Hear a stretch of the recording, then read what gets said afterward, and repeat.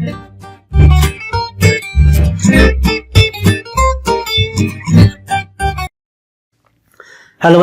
बच्चों आज हम करेंगे फंक्शनल डिपेंडेंसीज एंड नॉर्मलाइजेशन के अंदर अपना आखिरी टॉपिक, जिसका नाम है प्रोजेक्शन ज्वाइंट नॉर्मल फॉर्म, जिसे हम फिफ्थ एनएफ भी कहते हैं, या जिसे आप कई बार पेपर में पीजेएनएफ के नाम से भी आता है।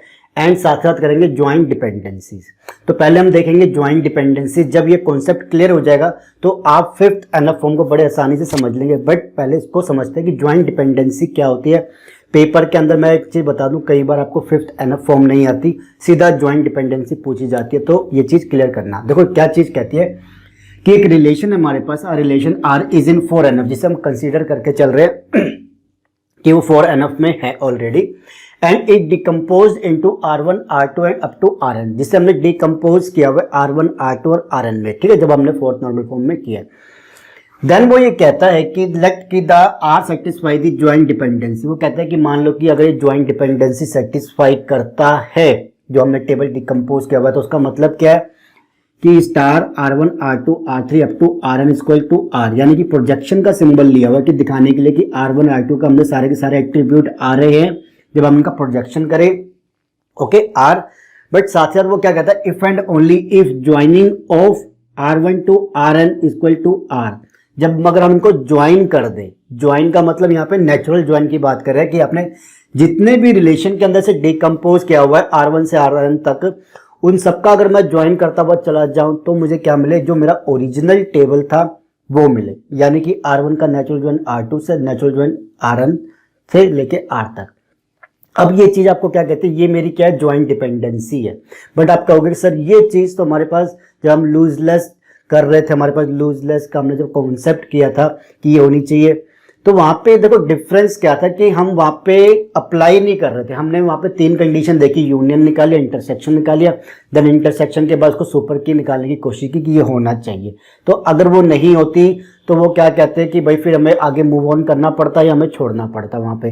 बट ये कहता है कि भाई ये अगर नेचुरल ज्वाइन निकाले, पहले तो फोर्थ एनएफ फॉर्म में लाओ, क्योंकि बीसीएनएफ के लिए हमें लूजलेस ज्वाइन की बात कर रहे थे। बट यहाँ पे क्या कि अब नेचुरल निकालो और ये आना चाहिए, नहीं आता तो बात की बात है, बट ये आएगा कैसे वो ये बताएंगे, ठीक है। वहां पे तो हम कह रहे हैं चेक कर लो, होता है तो ठीक है, बट यहाँ पे कहते हैं कि हम लाके दिखाएंगे कि आएगा कैसे, ठीक है। तो अब बात को समझना है यहाँ पे कि अगर थोड़ा सा डाउट रह गया कि लूजलेस ज्वाइन और ज्वाइंट डिपेंडेंसी में क्या डिफरेंस है, तो अभी हम फिफ्थ नॉर्मल फॉर्म का एग्जांपल कर रहे हैं। अब ज्वाइंट डिपेंडेंसी डेफिनेशन इतनी है, बट जब एग्जांपल लेंगे तो अपने आप ही फिफ्थ नॉर्मल फॉर्म को हम डिस्कस करेंगे, वहां पे आपका डाउट क्लियर हो जाएगा। ज्वाइंट डिपेंड जो हमारा लूजलेस ज्वाइंट डिपेंडेंसी था और जो हमारा ये ज्वाइंट डिपेंडेंसी है, इसमें थोड़ा सा डिफरेंस क्या है। देखो ये कहता है कि मान लो जब मैंने ये रिलेशन था मेरे पास R, उसको मैंने जो रिलेशन है R जिसके अंदर तीन एट्रीब्यूट है X Y Z, ठीक है।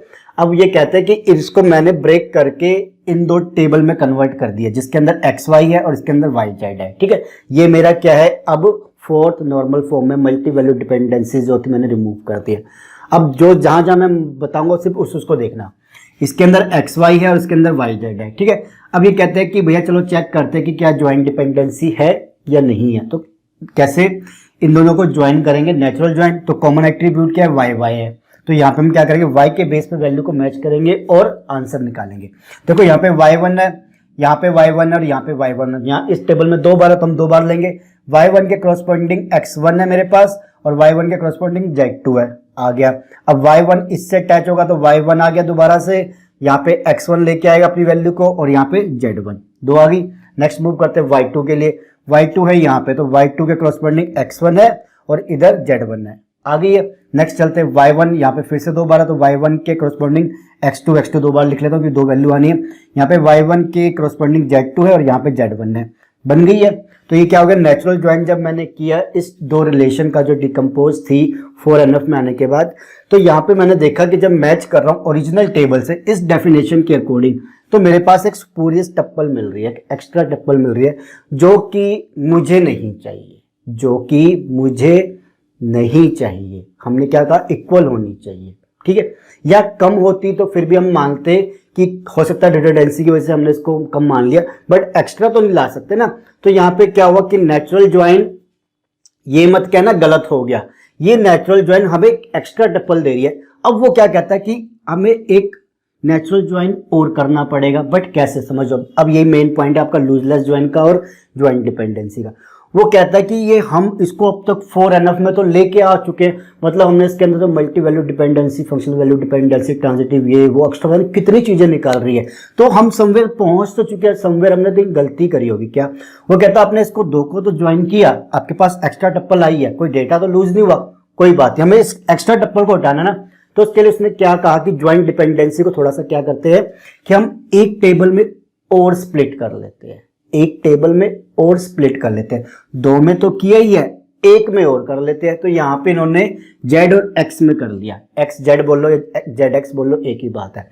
एक्स वाई तो किया ही किया, यहाँ पे वाई जेड में किया, बट एक और को कर रहा, क्यों? क्योंकि मेरे को पूरी टप्पल मिल रही थी। अगर मुझे नेचुरल ज्वाइन पे पूरा टेबल मिल जाता तो मैं नहीं करता, ठीक है। बट यहाँ पे मिल रही है, यहाँ पे मिल रही है, तो मैंने क्या कहा, उन्होंने क्या कहा, ज्वाइन डिपेंडेंसी में एक में और स्प्लिट कर लो, जो फिफ्थ नॉर्मल फॉर्म बोलती है एक्चुअली में ज्वाइन डिपेंडेंसी में। तो ये कंफर्म करवाना है, फिफ्थ नॉर्मल फॉर्म करती है कि भैया keep decomposing the table until you satisfy this condition, ठीक है। तो मैंने जितने भी पॉसिबल कंडीशन, पॉसिबल डिकम्पोजिशन हो सकते हैं उसको ट्राई करो, देन आपको कहीं ना कहीं तो मिलेगा। तो यहाँ पे इन्होंने क्या कहा, जेड एक्स में किया, जेड एक्स के अकॉर्डिंग वैल्यूज मैंने क्या क्या की, Z2, Z1 और Z1, इसके अकॉर्डिंग वैल्यू निकालेंगे। देखो X1 है तो उसके अकॉर्डिंग Z2 आ गया, देन X1 दोबारा था तो मगर Z1 की वैल्यू अलग थी, डाल दी। X2 है, Z1 की वैल्यू आ गई, X1 पे Z1 ऑलरेडी आ चुका तो नहीं लेंगे, ये 3 रो आ गई।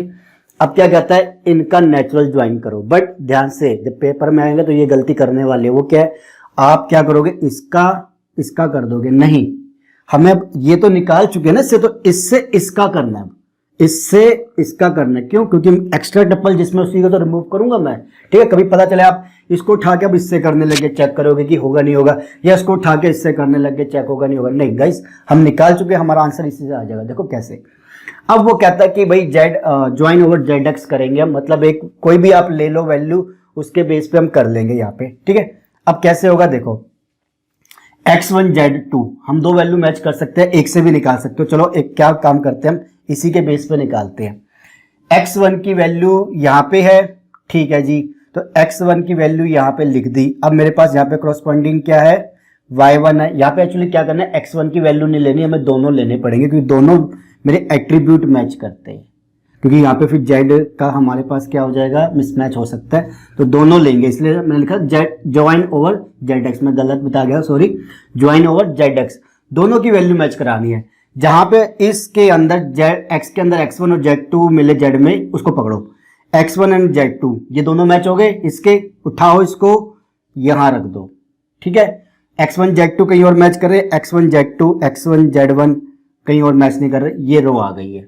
आगे बढ़े, x1 z1 लेना है, x1 z1 नहीं है, x1 z1 ये रहा, इसको उठाओ यहाँ पे रख दो। यहाँ पे x1 z1 है तो उसको मैं सॉरी गलत लिख गया, wait a minute,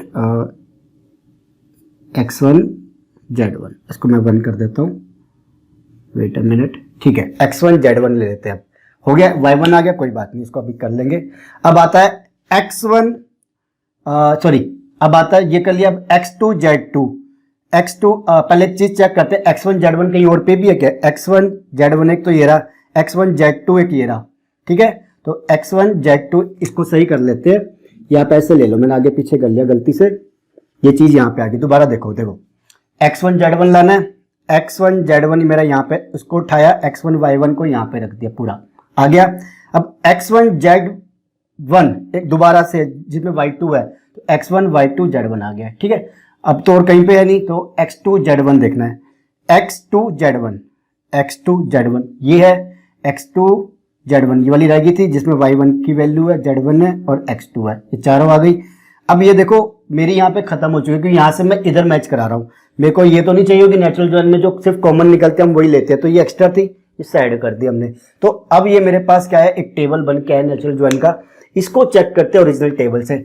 x1 y1 z1, देखो x1 y1 z1 ये वाली मिल गई, ये वाली हो गई, सॉरी z2 है, sorry z2 x1 y1 z2 ये मिल गई और ये मिल गई, ओके। x1 y2 z1 ये मिल गई, ये मिल गई। x2y1 z1, ये वाली आ गई, ये वाली आ गई, x1y1 z1, ये वाली आ गई, ये वाली आ गई। तो मेरे पास क्या हुआ, सारी की सारी आ गई है।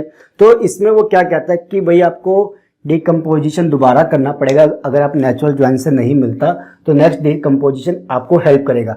अगर इनकेस ये नहीं होता तो एक और डिकम्पोजिशन कर लो कि आपने क्या किया, x के साथ y था, y के साथ अपने सारे कॉम्बिनेशन तो हो गए हैं, बट इसमें चल जाएगा। बट टेबल अगर बड़ा हो तो आपको फिर क्या करना, और डिकम्पोजिशन ट्राई करो और आपको आंसर मिल जाएगा। तो ये थी आपकी फिफ्थ नॉर्मल फॉर्म, ये थी ज्वाइंट डिपेंडेंसी की कंडीशन की नेचुरल ज्वाइंट जब आप निकालोगे तो ये सेटिस्फाई करना चाहिए। बट उसको सेटिस्फाई कैसे कराएंगे कि कीप डिकम्पोजिंग एंड उनका नेचुरल ज्वाइंट लेते रहो जब तक आपके पास आंसर ना है। तो यहाँ पे आके आपका क्या हो जाएगा, फिफ्थ नॉर्मल फॉर्म पे आपका जो पूरा का पूरा टेबल है वो कन्वर्ट हो जाएगा।